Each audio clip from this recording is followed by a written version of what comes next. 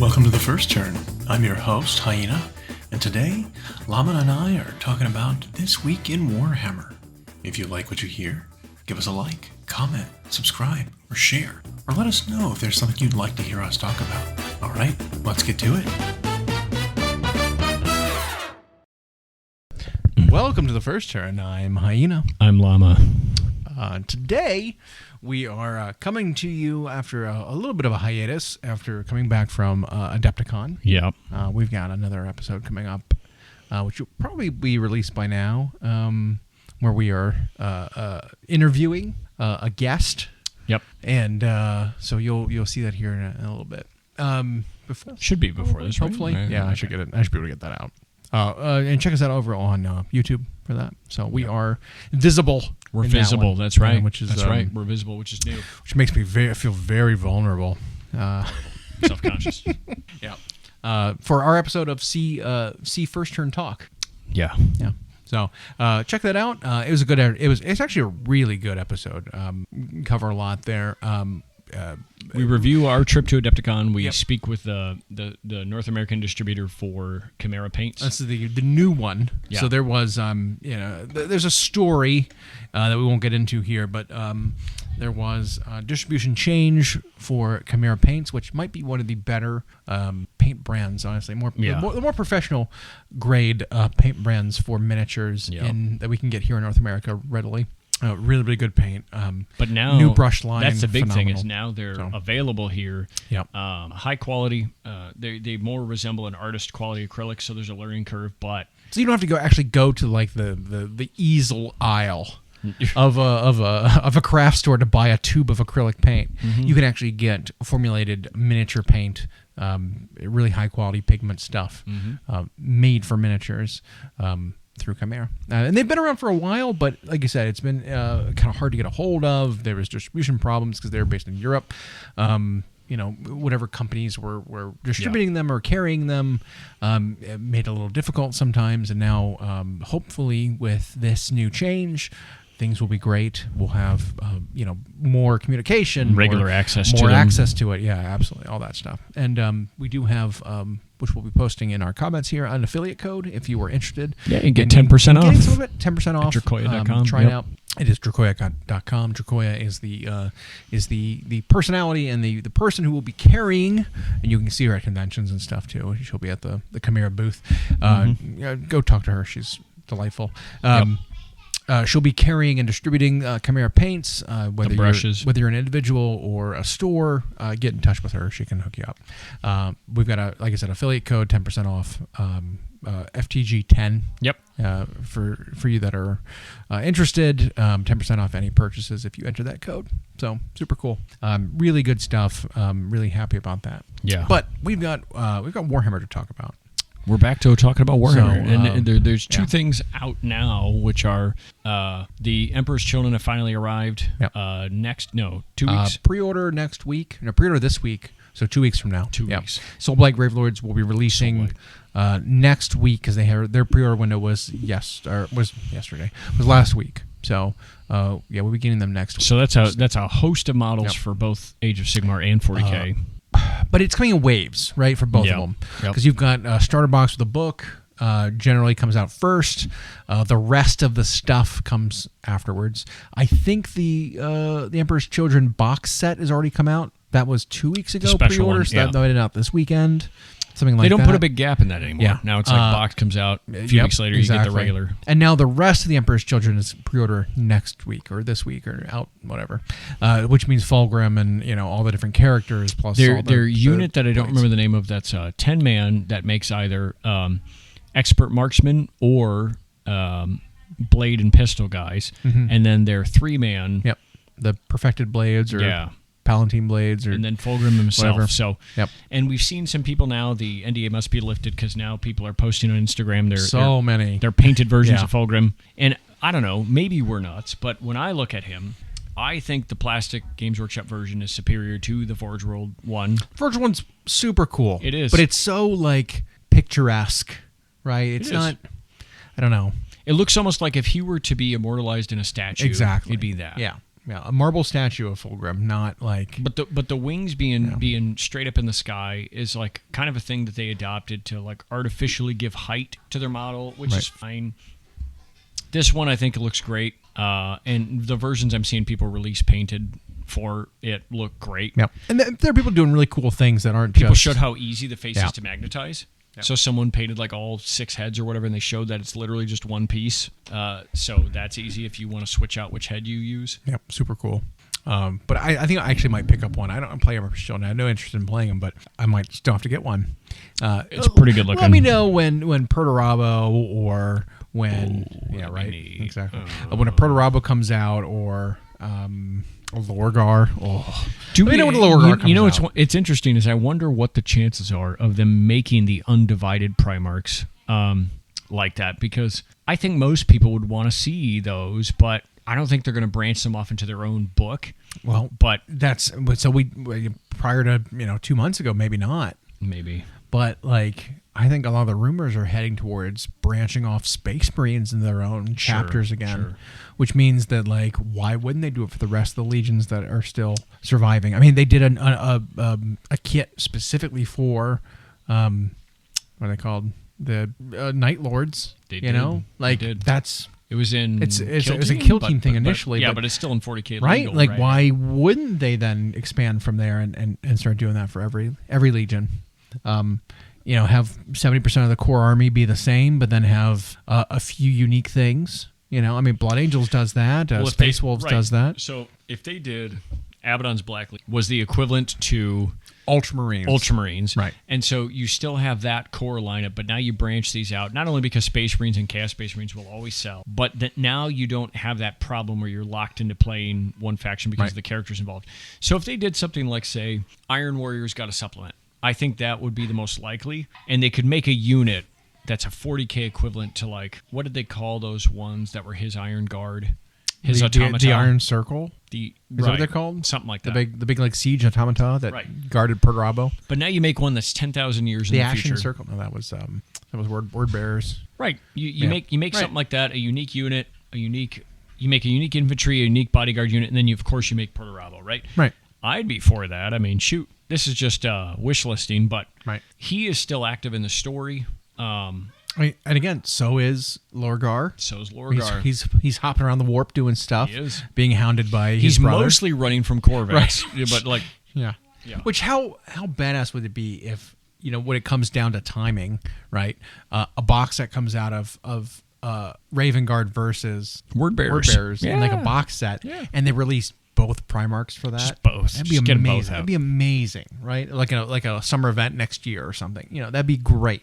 That'd be awesome. Give us unique units for the Raven Guard. Give us jump pack, Lightning Claw, right? Reavers, Shadow guys who have cool rules. Lighter armor, more quick, Lightning Claws. So they're Phobos, but jump pack, but Lightning Claws. Right. Just completely unique. Yep. We've seen some art, right? We've seen art already where you've got like a kill team with Phobos and Lightning Claws already, like in kind of a way that exists. Why not? And I know you're a fan of like the extreme, but I think if they did Corvus as a Primarch, they would still make him loyalist looking. They'd make him emo. He'd be pretty human, but he would be loyalist version. Yeah. They wouldn't make him a crow demon. No, they wouldn't make him a bird. No. They wouldn't make him. They wouldn't make him way that I don't think we're gonna get Sabretooth. Yep. Well, it might be Sabretooth. It won't be Wolfman. Right. So it'll be like Sabretooth in like X-Men Origins, not that had Liev Schreiber play. Right, not X-Men 2, X2, right? Where he's just hairy. He's a hairy blonde guy with just huge mutton chops and black eyes for no reason. No reason. Yeah. So not that. It's different versions of Sabretooth. I could see. I think they'll lean into the humanistic side of them with some tints. Right.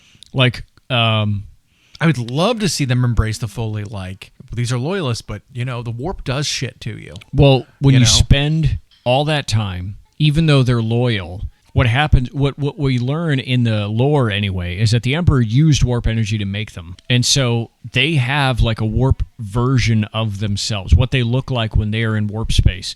And we saw it with Vulcan, who would never be corrupted, But there were times when he was in the warp, not always, but when he was in the warp or when he was in the, what's that other one? The Webway? The Webway. But Magnus had control of it at the time. Right. And so, like, then Vulcan appeared like a full quadrupedal dragon. Right. And then wingless, but like a drake, like a Tolkien dragon, yeah. And then you've got right now Corvus hunting Lorgar, and he'll appear like straight up Nightcrawler, just a shadow monster, just a shadow like bird demon. Yeah. And he's horrifying. But I wonder what like Jagatai Khan would look like. We don't know, because like there's sort of just the White Hunters, what they call them, sort of like animal aspects of each Primarch a little bit. He'd be well, his nickname is the Warhawk. So he'd just be a giant bird? Yeah. That'd be lame. An eagle, probably, yeah. Just an eagle. Boo. An eagle just wielding a sword. Yeah. Whatever. With face paint or something. Right. But, I don't think they'll give us that version of each of the Loyalists. Right. As cool as it is. They'll give us the real space version of them, just modified over time, like how Lion kind of like became that grizzled, silver-haired version of himself, and Gilliman looks like Charles Dance. Gilliman looks like perfect, but his armor is basically what's keeping him alive. Well, they changed his like proportions too. He's a lot taller and lankier than just like his character series version of himself, where he's like chunky. And like I think that was a shock to a lot with of his people. little like 2 foot long gladius. Yeah. His little short sword. Yeah. It's like that. This is your weapon of choice. Yeah. Just a little. You can't reach anything. Now he went in to talk to Dad and just took his sword on the way out. Was like, all right, I'm taking it. And Lion did the same thing. He took the Emperor's shield and was like, all right, I'm taking it. So there's just like toys sitting in the throne. I did see kind of a kind of funny post the other day where it was just words, but it was on like one of the subreddits or something for Warhammer, where it was just text where it was like, because the Emperor is like the skeleton sort of on the throne, and we've kind of confirmed that with some of the books, is that's not the skeleton there is the Emperor. It's not, what's his name? The other psyker dude. You guys know. You guys know what I'm about. Malkador, the Sigillite. It's the Sigillite. It's not him. Because he did temporarily sit on the Emperor's throne and but fry he was himself. reduced to dust, Right. And so this skeleton is technically supposed to be the Emperor's actual body. Yeah. But I saw like a funny text thing that was like, sort of emotes where it was like the Emperor stands up and stretches and looks at one of the the golden boy standing nearby, and he says to him, "No one will ever believe you." Yep. And then he sits back down. Yep. It's funny, It was, and those custodians are like the British guards who sit there with the hats and can't talk to anybody. Can't talk, and no one can touch them, and they. So he's like, I saw it though. Right. I saw the Emperor stand up. Comes to tag and everyone's like, "No, you didn't." He stood up during my shift. No, he didn't. Okay, sure. All right. Sure. All right, Quintus or whatever your name is. Yeah. Right. Oh, that was really funny though. It's like, okay. I think so. It might be. I might make a bold prediction here, but I think they're on track to make them all. I think so. All of the I think it'd be silly not to. So, if you remember, there were these two back in the days of Warseer. I don't know what that is.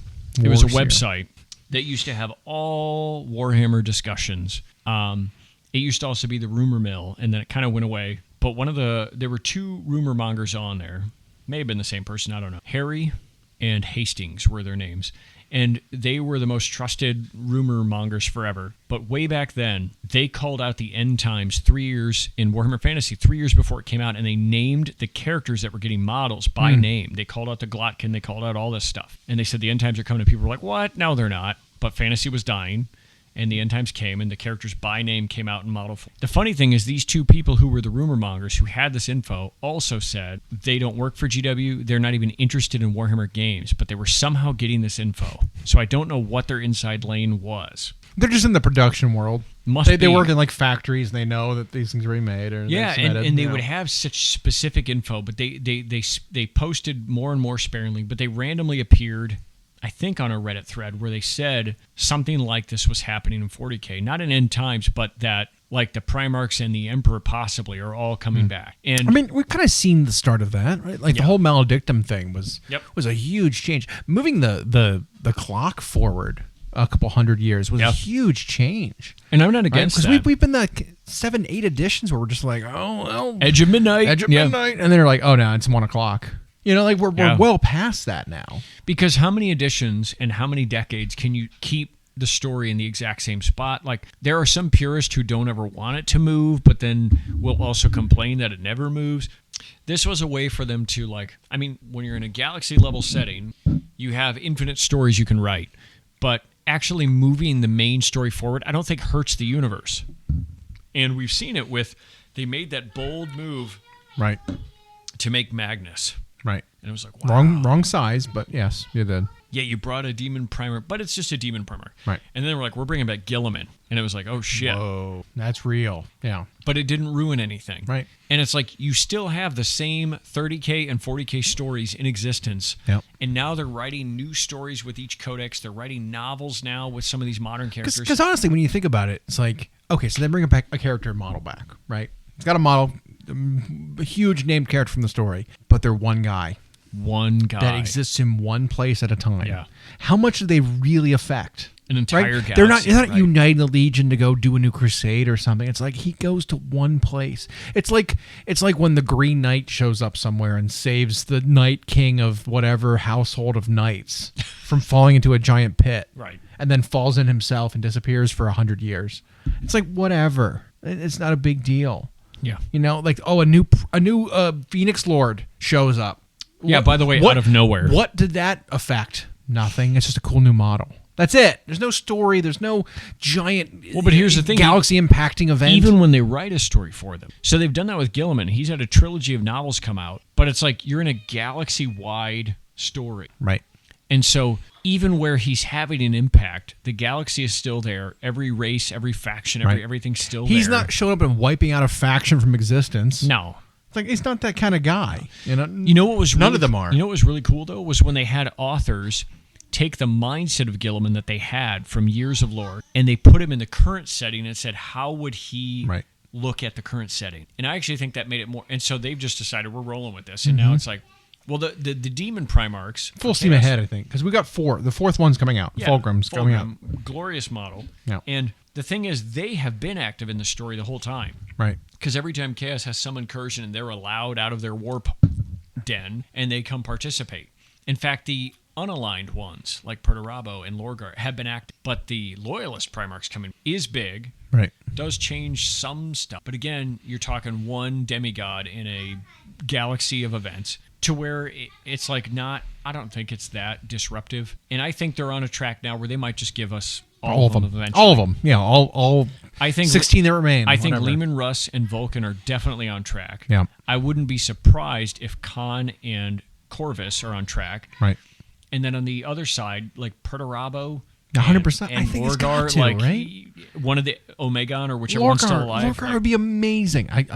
That's what I want the most, honestly. Even of all 4 that are like aligned to a specific god, it's like don't even finish. Just give me Lorgar instead. You know, because Lorgar, I think, gets a lot of hate, a lot of like he's overlooked a lot because he kind of started it. His legion started everything. Erebus and all that, but he was kind of the architect of demonology, right? Yep. And it's like, where they is have he now in the all Book this? of Lorgar, right? Yeah. Where is he in all this? This dude's important for this. He was the first to summon demons. Like he figured it out, you know. And it's like we've had demons in 40K for a long time. Where's the father of demons? Well, and it's funny is like in every Chaos faction and every Loyalist faction, it's like so against him. Yeah. It's bizarre. But it's so funny because even the people that believe in Chaos are like, Lorgar. Ugh. And Erebus. You know? Like, yeah, it's just really funny. It's like they are the ones that started it, but then like we've championed it and we hate those dudes. It's just really funny. I don't know. Cracks me up. But just like the idea of those characters coming back and being in the story is like, what ramifications does it have? You know, like we were speculating on like the idea of possession being a more realistic end goal for the demons as opposed to like manifesting into real space. Yeah. Because like the technology and the firepower of the galaxy is like, it kind of outshines demons. Right. Sorry. But if you can permanently manifest yourself into real space through taking over mortal's body, who's got armor and has whatever, like it's almost like a better avenue. And like if you look at the word bearers from even like 30K, there was a lot of possession going on. Well, and to that, there was a short excerpt in one of the End Times novels where the entire chapter was explaining someone who committed a sin some sort of betrayal, adultery, something like that. Adultery, just thousands of years before. Right. But it created a demon. The sin did, right? And so, I mean, I know there's other stories about that with like the sword of, I think Abaddon wields right now is possessed by the demon. Draknian. Draknian is like the first, like, Cain and Abel, basically. Right. It's supposed to be like one of the first sins. It's the first, it's a demon created from the first murder of humans. Yeah. Right. And it was something like that where it was showing that this betrayal happens and it spawns a demon, and it was explaining the life of this demon and the trials of this demon, and then finally getting a chance to enter real space. And it's funny is the way the chapter goes is like after these millennia, it manifests itself, and right as it came in, some space marine just cuts it down immediately. Yeah, right. I finally gone through these centuries and millennia of like manifestation. I'm finally here in real space, and everyone's like, whatever. Chainsword. Not even like a powerful space marine, just a space marine with a chainsword just cuts you down, dead, gone, and it was banished back to the warp. Yeah, it spent all these just pages explaining this whole thing, and then it was like so funny. He came in, and it was like in 3 seconds, poof. Yeah, And that was something we've talked about, where in the 40K universe, demons on their own, it was just like, they don't seem like they really fit. Yeah. Now, possessed Marines, however, or cool. Primarchs, or like all of that makes sense. Yeah. Or like demon engines, right? Or greater demons where a demon is being able to be bound to a machine that like the Mechanicum has created, and then you're now a shell for a demon, for a demonic entity. And they do it, right? And they do it from everything. Cool. From a bike all the way up to a Titan. Right. Yeah, we were talking about one of the Siege of Terra books was talking about there were like warlord Titans that were resurrected with demonic energy, and the Mortis engines basically absorbed a bunch of firepower, like expended the firepower of the fortress. Yeah. And like rose back and continued fighting all that. They forced the loyalists to waste their munitions. So that kind of thing is way more horrifying than like, there's a Lord of Change. Right. Okay. Well, just send Titus. You know what I mean? No, spoilers for Space Marine 2.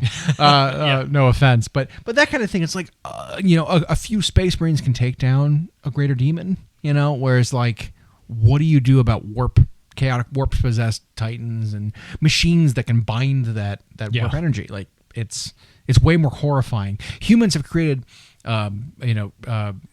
bodies basically for demonic energy way more terrifying than actual demons manifesting. Yep. And so it's like, your demonettes and your bloodletters and whatever, they just aren't that scary in 40K. In AOS, 100%. You're just people. Yeah. You're people. It's a fantasy and setting. it's way more of a threat than anything you could have in 40K. I got a bolter. What is that? Grenade launcher, basically. A rapid fire grenade launcher.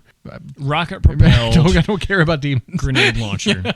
We had those Blacktown episodes where like this super cool, super cool. Yeah. And it's weird to me that it's only a 6-episode season. Yeah. Because the third episode they called a mid-season finale, and it's like, no, it isn't. It's like, that's such a stupid thing to call it. No offense, whoever came up with that. It's really dumb.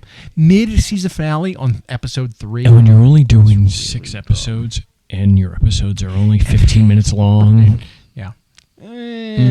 Although it was really cool to see Be'lakor. It was really cool to see Eternus. It was. It was really cool to see what they can accomplish through. And I know a lot of people were irritated that the fact that one cultist getting through the checkpoint and touching the realm gate corrupted entirely was like, wow. How do realm gates even exist if one cultist touching it destroys it? Well, it's like there's more going on there than we see, right? Like there's an extreme expenditure of manpower and probably rituals. I mean, look at what was the game that takes place under Hammerhall, the second board game for Warhammer Quest. Silver Tower? Because you had the one in Silver Tower, and then you went to the second one. It was just called Hammerhall, wasn't it? It was called Hammer. Right. Silver Tower was called Warhammer Quest, Hammerhall. I think it was just Hammerhall. I think it had that in the name, but it takes place under Hammerhall, at least. Where you had like a Cogsmith and a Celestin and all these characters. Super cool board game, by the way.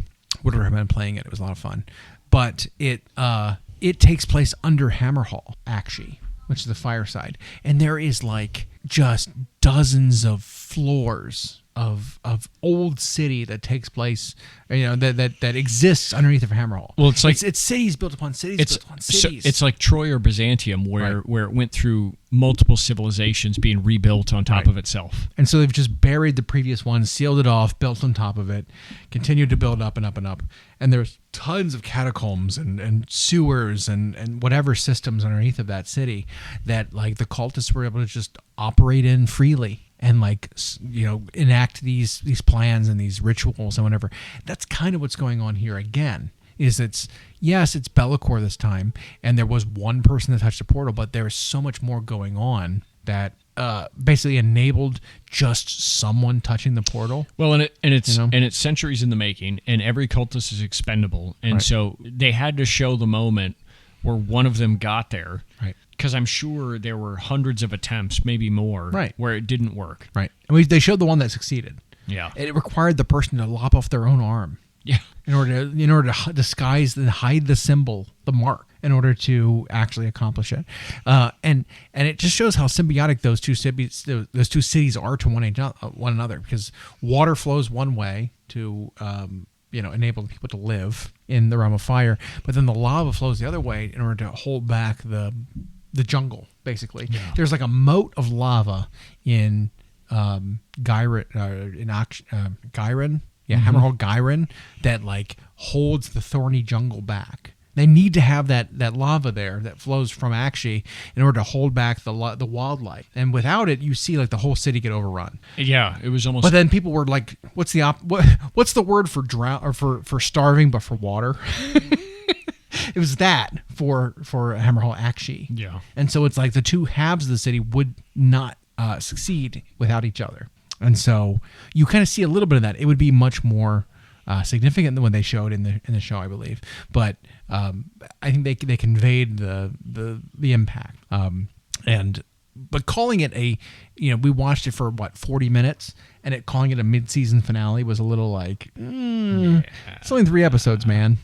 Like most shows are 13 to 26 episodes per season, right? And so 3 episodes of 15 minutes apiece is like. Well, and I feel like in general on their Warhammer Plus stuff, they've really reduced the amount of content they produced, and it's a shame, because I think Neve Blacktalon.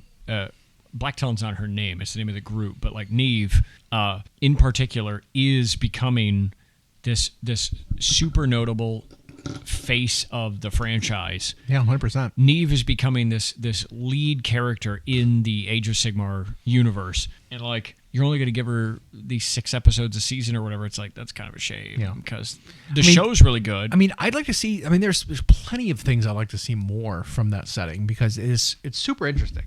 Like, the more you get into it and the more they expand the universe, the more interesting it does get.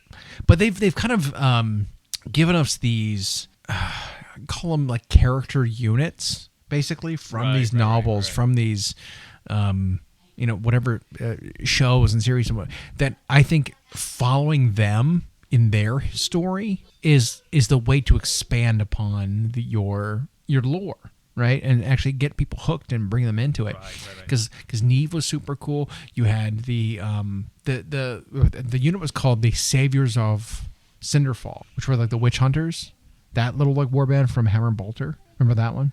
Or it was like the guy with the pistols and the witch hunter, got the mutton chop witch hunter guy, and like that story was super cool. You've got like from the books, you've got Gotrex and his posse, or whoever he's following, whoever he has following him. You've got Minkalesk for 40K, the Acadian. Whatever regiment. Like, well, those are the ways you expand the story. With Neve in particular, though, I think they've got a chance for like that superstar level character. Like she is that a Brand. Don't forget about him, the Oathbound Gunnar Brand. Yeah. Neve is that opportunity for not only the face of a game, of a universe. She has the chance to be that like the WWE babyface, the champ of the time that dominates an era. Right. She's got that chance to be the face of a sport. Your LeBron James, your Caitlin Clark, your whatever, and her story's interesting. Caitlin Clark, Iowa rookie, NBA, by the way. Yeah. In case you didn't know, entering her 2nd season. But like Neve is that kind of character, because they've actually written her well, and this show is very good. Yeah. 6 episodes. I mean, I would rather they have fewer if the episodes are good. But when it's like you've got 6 that are only 15 minutes long, like... Oh, third episode. We're waiting for the third episode. It's the mid-season finale. It's what finale? There was 2 episodes before this. What do you mean finale? Yeah. And that means there's going to be a gap, right? So, whatever. But we'll be waiting until sometime in May or whatever. But I think it's super interesting that they kind of expand upon... It's very good, by the way. Yeah, watch Black Talon. It's a good show. 45-minute expenditure, whatever. Yeah. But it's very interesting to see, because from previous seasons, you know that there's something about her past that's mysterious. She was a chaos champion or something. Well, it was kind of her that gave Be'lakor access. Right. Be'lakor was probably her patron, which means that Be'lakor is way more influential than we thought in terms of like a chaos entity. Unlike 40K. Be'lakor's relevant in AOS. Right. Yeah. And you've got the other demonic demon engine guy for 40K that's undivided. Let him be the Be'lakor of 40K. Let Be'lakor be Be'lakor. Vastor the Archifane in 40K. Yeah. Exactly. Vastor, Be'lakor. Basically the same character, different settings. Yep. But he's enacted this scheme that is actually kind of successful, and we think now that was her patron, similar to Tornus the Redeemed being a patron follower of Nurgle, which I think was his story. Because they even reference him in the show, by the way, which is really cool. Which one's Tornus? A brand new character. It's the new winged. Winged guy. So they had a story before that model ever came out about a Sigmarite or a Stormcast who had fallen to Nurgle Putrid Blight King. Right, and was redeemed. And then fell and redeemed. Okay. Yeah, that's Tornus. No, well, there's a few of them, right? Because there was a really cool short story about a Lord Celestin who wandered through the Garden of Nurgle and was like not resistant. He through willpower fought off the influence of Nurgle's diseases and went in one realm gate into the realm of Nurgle, into the Garden of Nurgle, and then came out a different realm gate. He like wandered through and like Nurgle was taunting him the whole time, and he came out a different realm gate, uncorrupt, maybe with some corruption, but was able to survive long enough to get out of the realm of chaos and come back out as a relatively unharmed, uncorrupted individual. But this guy was literally a redeemed champion of Nurgle and became a Stormcast afterwards. Right. Tornus the Redeemed. And he's a brand new character with this new edition of Stormcast coming out. It's the Lord or the Knight Azeros. Wait a minute. What do you mean coming out? Huh? No, he already came out. Oh. He had come out with... we don't have more Stormcast coming soon, do we? Come on now. Sorry. He had come out with the new like release of Stormcast. Yeah. He was the new Knight... Something else. Yeah. The guy with the lantern. The one that has been showcased tons. Also popular serials in Age of Sigmar are the O's. Yeah. But he was a named character and a generic version of him exists now. Super cool. Like stories. Like I want more of it. I want them to expand further because that's what gets people into it. It's not just like, oh, cool models. That's part, but it's also like a compelling reason to stay in the lore.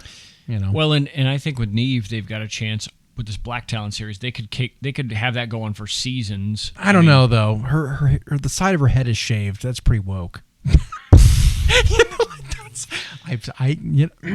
All seriousness, I have seen that completely. It's like, are you kidding me? I don't think that's woke. I know, but just the shit. Anyway, regardless. Well, I think, by the way, I want to paint her because I think I've seen people who have taken a very boring approach to her, but it was like when I watched that show and I watched what her character's like, I was like, there's some opportunities to you can freehand some facial marks. Exactly. And like that. Exactly. Yeah, 100%. It's a super cool unit. I have the unit.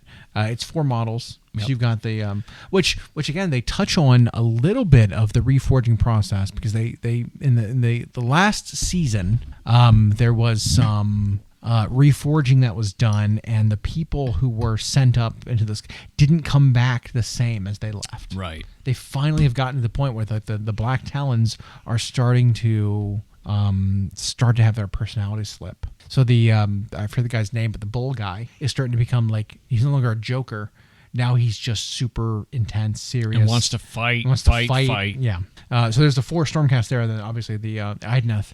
character, who has started to demand more and more of the promise that she has given. Yeah. The deal she has struck with the Stormcast. Which we don't have all the details on yet. But we don't know what that deal's about. And then we know the older guy who has to kill Neve, spoiler, has kind of been outed about that. Yeah. So. And then Be'lakor didn't let him do it this last time. Yeah. It's just interesting. Well, and it's funny is like, so we learned in the story before this season of Black Talon that Be'lakor may have tapped into the means by which the reforging happens, which is how Eternus is possible. Right. So we knew Eternus comes back. Yeah. Right. He dies. He comes back. It's very similar to the reforging process, which we saw a similar a visual aesthetic of it in this show. There was some lore changes that happened in this latest Slaves of Darkness book where there are some changes to how Chaos Warriors work and how they're kind of eternal now. Yep. They don't just are just a champion that dies and is gone. They kind of like are perpetual, which is I don't know if I care about that. I don't know if I like that very much because I feel like the Chaos has numbers. The Stormcast Eternals are limited. That was kind of like the difference between them. Is that Chaos corrupts everything, and there are like so many of them that warriors are just expendable. Whereas the Stormcast Eternals are like, well, there's only so many pure souls that can be redeemed into Stormcast Eternals and used as warriors for Sigmar, that they're kind of, even though they're reforged, are a limited resource. Well, I think the Dark Oath are that now, where they are expendable in the sense that every human faction that feels slighted by society or feels ignored by Sigmar, they are completely expendable by the powers that be. The Chaos Warriors feel like they're becoming kind of these like borderline soulless automatons in a suit of armor, which may resemble some of the Stormcast when they've been reforged so many times. And Be'lakor likes to make almost a mockery of the reforging process, because he not only likes to show off that he's figured something out, but you even see the arrogance in characters like Eternus, where it's like whenever, like in the show, again, spoiler, whenever Neve attacked Eternus, he like effortlessly repelled it. Well, he was until he didn't need to anymore. Right. And then it didn't matter he was because like, go ahead and kill me. And then she does, and she lops his head off. Spoilers. But then he's back in another episode. But then he rides the black lightning back to whatever, and she's like, she's like, what? That's impossible. What's going on here? And then he appears again in the latest episode because it's like they figured something out. And super interesting. And we do know Eternus used to be a decorated Stormcast of some sort. Of some kind. Yeah. And then he was in the Varangard, and then So it's a lot of like defection, and a lot of like politics almost within the factions, and it's and we've learned but don't know the full details of Be'lakor has a connection to Neve, like she was one of his champions at some point, and that's how he's been able to stay one step ahead, is that he can see through her.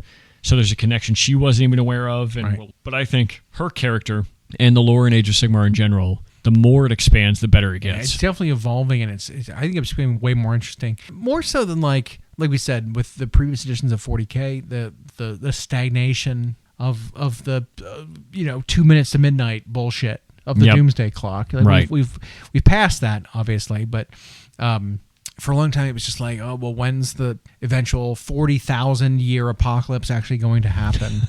You've always been like 39998. Yep. So.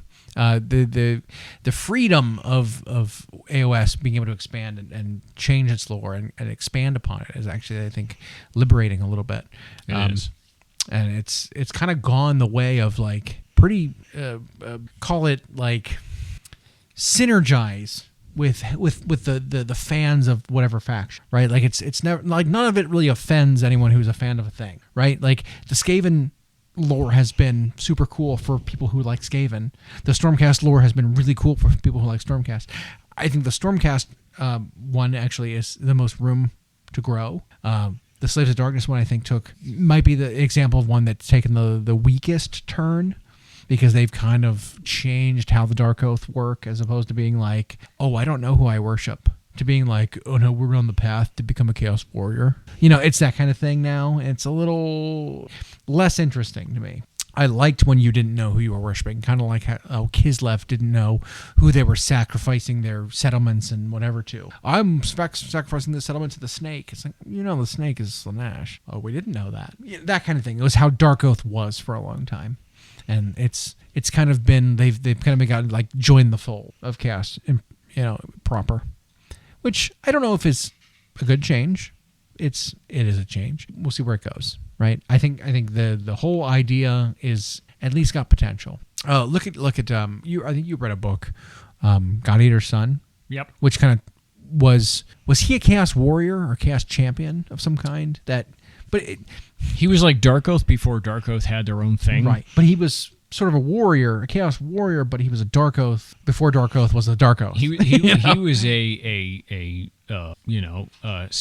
skin and fur wearing tribesman in an area that had largely been abandoned, you could say, by the Sigmarites, by the Stormcast and everything. And so, like many early Dark Oath in the lore, they held a grudge against them. They didn't know they were serving something yet, but eventually, the Chaos deities picked up on this, like, oh, here's a chance for us to offer something to these jaded people. And he eventually walked down a path and became a champion of some sort of chaos, probably a warrior. And some of that still exists when they do things like when you read about Dark Oath tribes that live in the middle of nowhere because they left society, but then they come across something dark. But it's like a wilder fiend, which is like this universe's version of like a Wendigo or something. Right.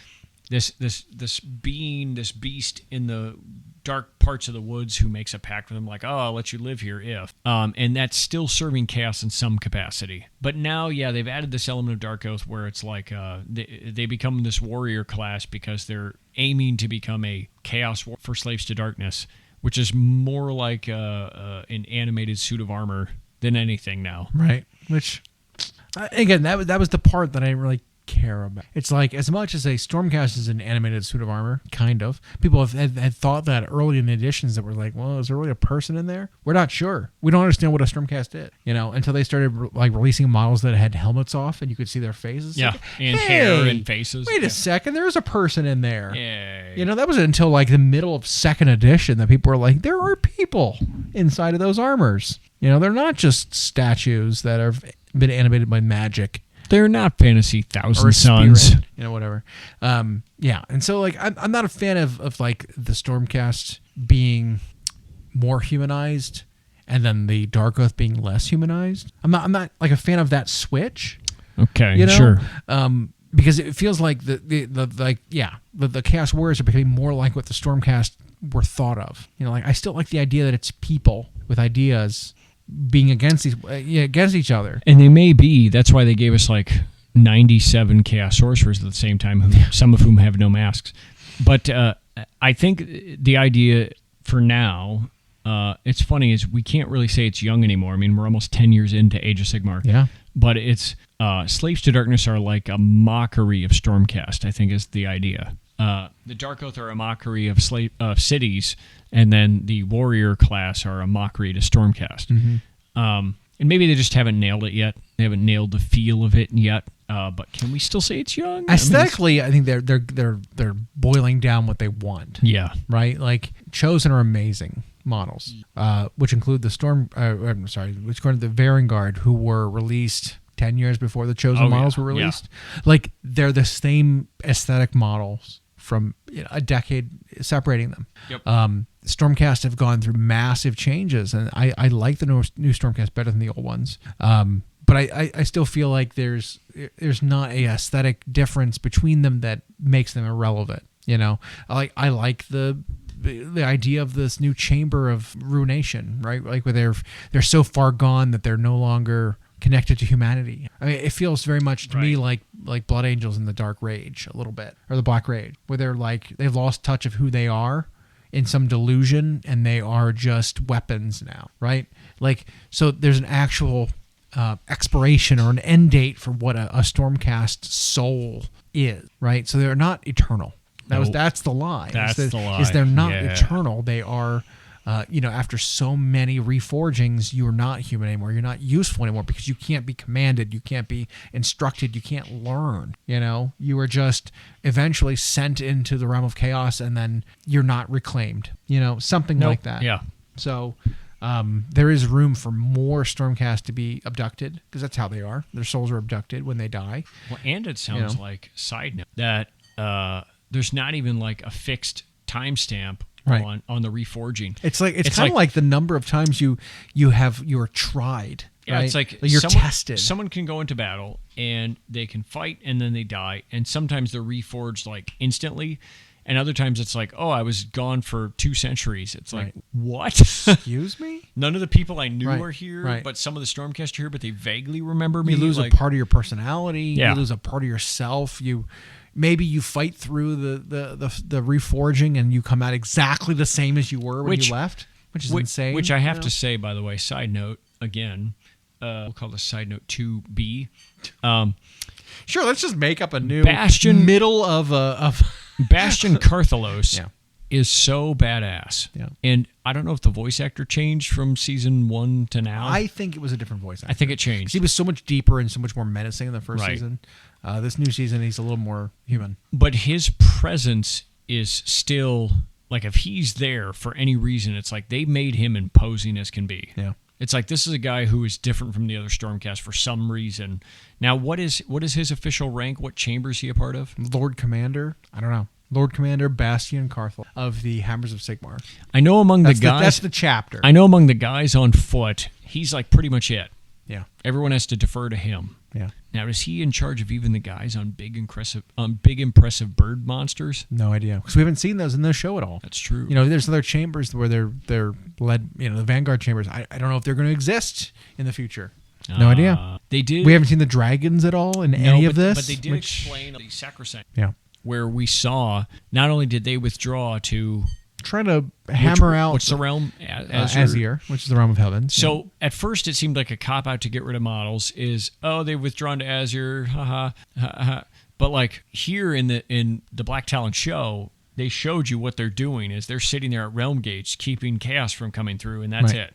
Yeah. Now that might be there's also to explain it away, but there's also a part of the reforging process that is dangerous. And with the more and more reforging, you end up getting unstable. And so eventually a soul doesn't turn into a human anymore. It turns into what do they call it? A lightning geist is what they called it, which was like basically a lightning elemental, kind of. It's like once you're no longer able to retain your humanity, you turn into a monster when you reforge. Yep. And so part of the reforging process of those sacrosanct members is to facilitate and make sure that the reforging process goes smoothly or destroy the soul when it fails. And the longer you go, the more and more that happens.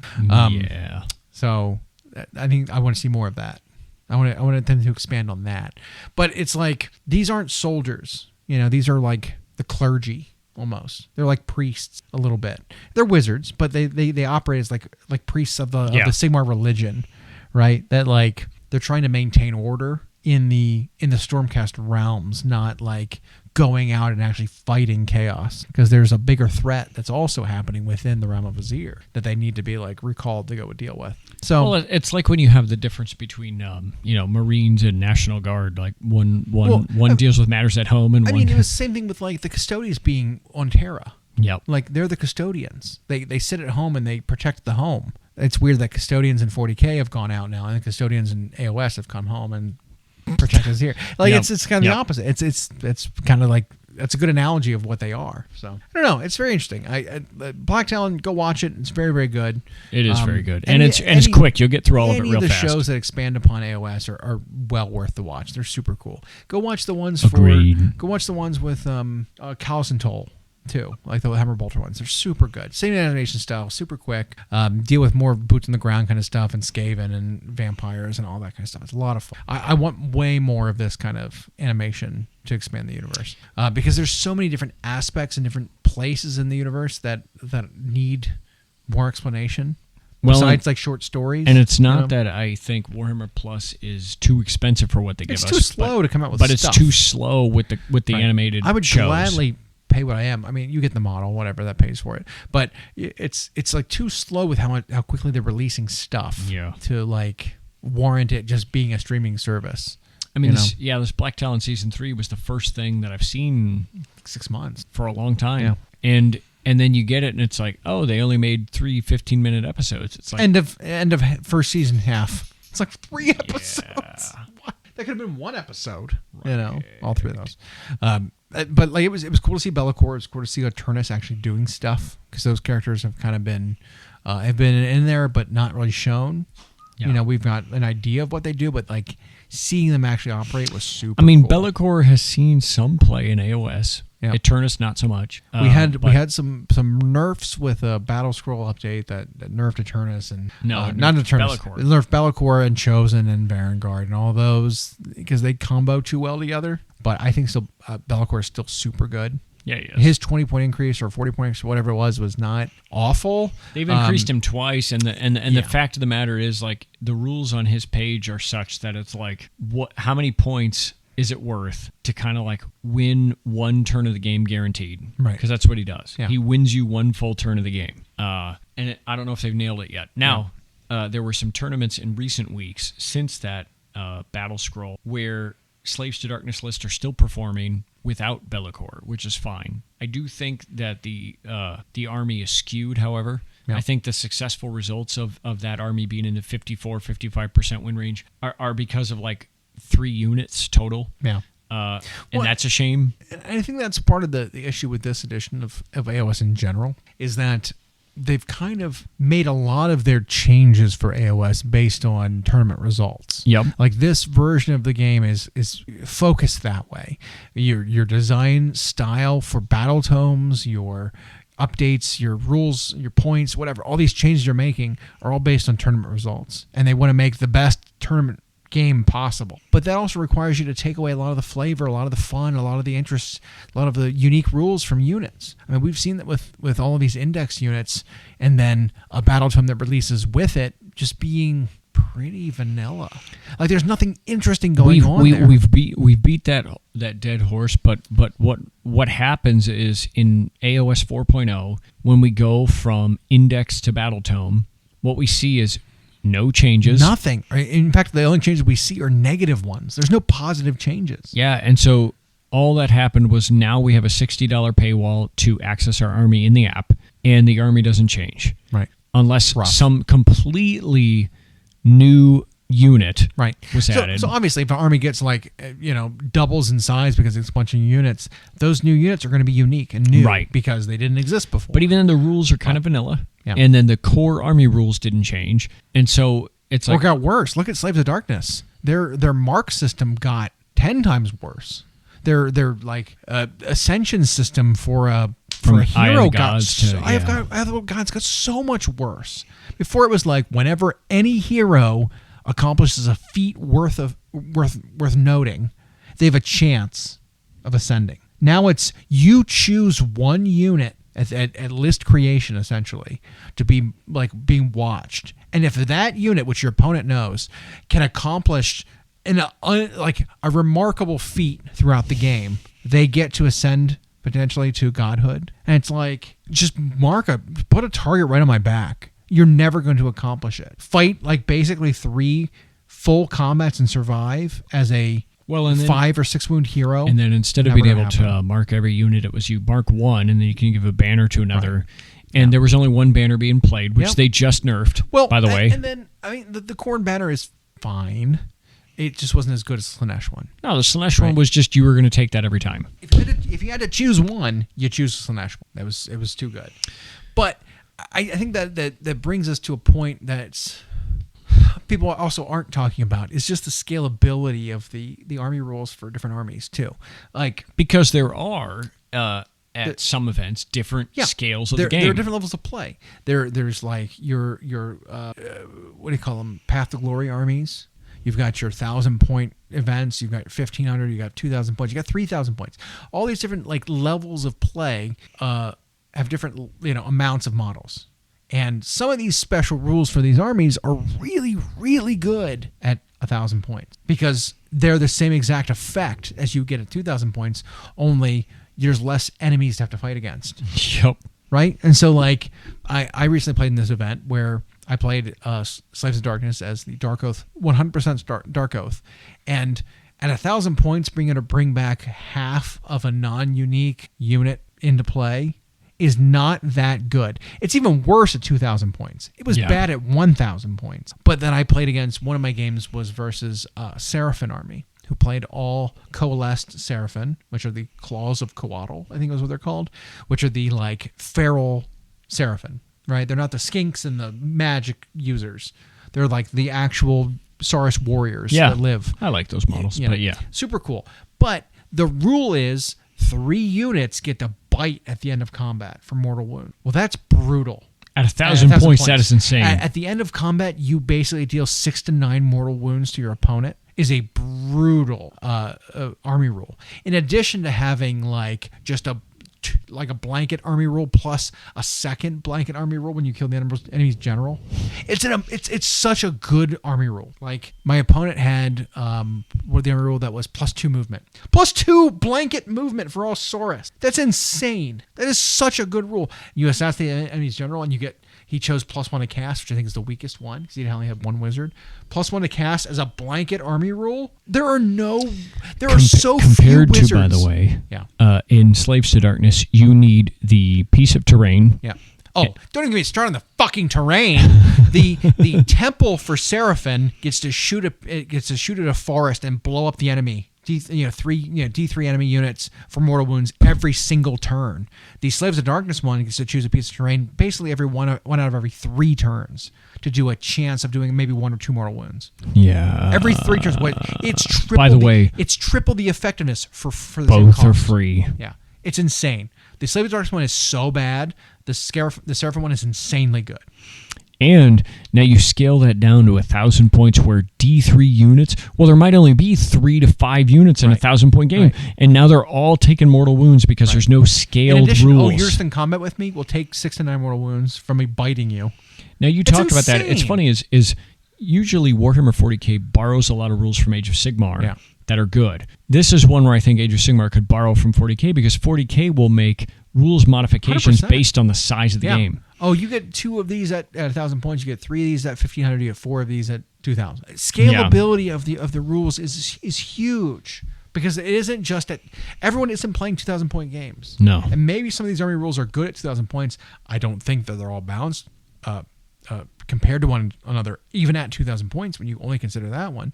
But there is a little bit better balance at 2,000 points. At 1,000, some of them are insanely unbalanced. Yeah. So I think they need to relook at those and rebalance those at different game point level. Because some of them are horrible at large games. Some of them are oppressive at lower points. Well, and they've missed an opportunity where by the time we round to Gen Con, we will be a year into the new edition of AOS. Right. And it's a great edition in terms of the core rules. But when we've gone from Index to Battletome, the armies have not gained anything interesting, right? Which is a weird precedent because they're not doing the same thing in 40K. Usually when you go from Index to Codex, there's radical changes. Right. Huge ones. Your army completely changes. And it might not necessarily become better or worse, but it radically changes. Yeah. Eldar was a good example of that. But then in AOS, they've gone from Index to Battletome, and it's like, well, sure, maybe some new models came out with rules, but the army rules got more vanilla. Yeah, we've had 6 versions of it, and they've been worse every time from Index. Yeah. Index to book, they've gotten worse. And it's like that's the opposite of what we want to see. If we're paying $60 for a book, I don't want to pay to win, but I want to pay to get something.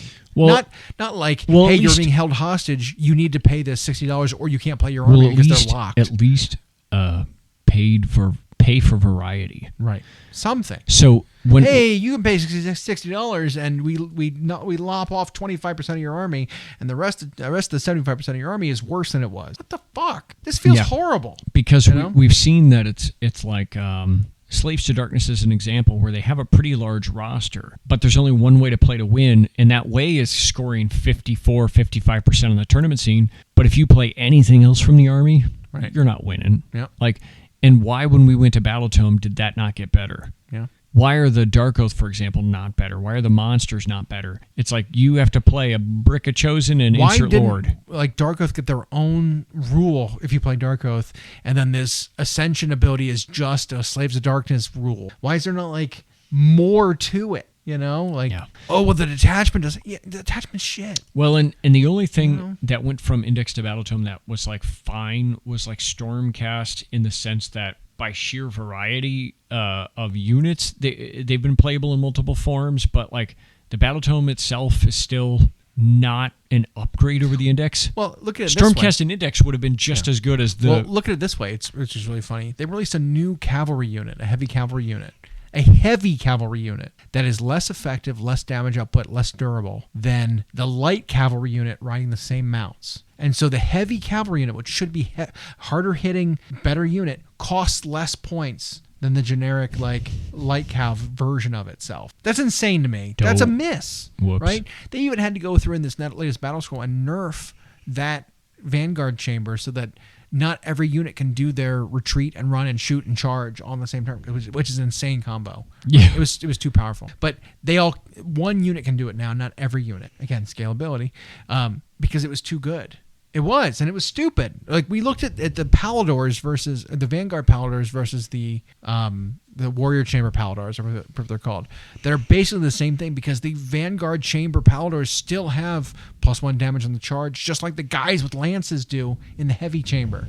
It's like, what are you doing here? Like, what's their thought behind that? Same amount of health, same save, same damage output, but the other unit is just more mobile. It's like, yeah, why? There's some weird design choices. That's all it is. It's not a perfect addition. There's some things I would drastically change. But I don't like to say it's the best version of the game because it's more balanced, but it's not as fun. Well, well, let's take that word and we don't want to break that down because I think a lot of gamers misrepresent. I think the word best is a problematic word. I think even sometimes the word balance is like people will sometimes just say not balanced or balanced, but they're not really basing it on anything. I think it's balanced in terms of when you look at the tournament results, and every faction has got wins, and they're all falling in that 45 to 55% range, which is a sweet spot. But within that, you have some factions who have 3-4 more lists that they can play and still get that mark. Right. Other armies where you can only play one. 9th edition Tau. Right. Was exactly this. Yeah. There's one build that works, and it was so stupid. Yeah. But it would make top 8s every time. Right. And the rest of the army was garbage. Yeah. Not balanced. And I like when you're falling in that 45 to 55% and you can dartboard the list. Right. You can dartboard the roster, I should say. Eldar. Yeah, where it's that is so much more fun when you can play almost anything and find a way to come up with something that works. That is fun to play because your units do cool things and it can work on the tournament side, but is still. It's not oppressive when you play it. Like, you don't play against someone. They're like, oh man, what could I have possibly done against that? It's like, no, there's counterplay. And then you touch the flavor side where the army feels the way you think it should. And I feel like in AOS 4.0, the game has adopted, or they've adopted the game as their core game number 2 fully. It's no longer in beta. They've expanded the universe. The models, of course, are the best in any miniature range, period. I don't care what anybody says. But going from Index to Battletome, they've it's almost like a step back. Right. That's the one spot the one pressure point that they've slipped. They've gotten worse at. Is the flavor and the balance and the interest. Because it's sure, the armies are competing against each other in one build. Right. And the flavor has been stripped out because they tried to make it balanced in such a way that they went hard vanilla. Right. Now, there was a version of 40K that did that in 3rd Ed, and they had to make a 3.5 to bring flavor back, where they essentially reduced every army down to a pamphlet, and it made them, quote, balanced, but it was super unfun. People eventually complained, and then they did 3.5. I don't know if they're going to do that halfway through AOS 4. We're not even at the halfway point yet, but I think we need to provide some feedback to be like, hey, these Battletomes are wholly uninteresting. Yeah. These Battletomes suck, man. These are not great. And I have to pay for it just so I can keep list building in my app. Exactly. That's the part that sucks. To make the same... Oh, great. You released a Battletome for my army. Now I got to pay $60 to keep playing. To keep doing the same list because your Battletome didn't upgrade the army at all. Right. Come on, guy. I know, exactly. Come on, guy. You know what $60 is not a waste on, though? What? You sit down at a nice place and you get 3 courses. Yeah. I had a salad earlier today. Just that? That's it? That's my lunch. Was it like a pasta salad? Or you mean roughage? You mean... So, I mean, it's a salad, but can you call it a salad? So yard garbage? No, it was a Cobb salad, which I think is the cheaty way to have a salad because it's very Mallory Archer of you, yeah. Lettuce, but it's what else you got? Well, I got cheese, I got other vegetables. I got chicken, bacon, shrimp. Is it a salad? It becomes a game of find the meat thing in the lettuce. Yeah, with dressing. So it was a cheaty way to have a salad, but that was a long time ago. At this point. That was. And I'm getting pretty hungry. Pretty famished. Yeah. I could eat. I could eat. Yeah. Let's eat.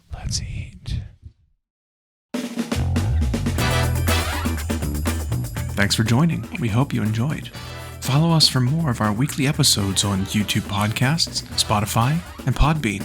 You can follow myself and Llama on Instagram. We are at Llama Paints Minis and Hyena Paints Minis. Music provided by Kevin MacLeod at incompetech.com. And as always, we'll catch you next time.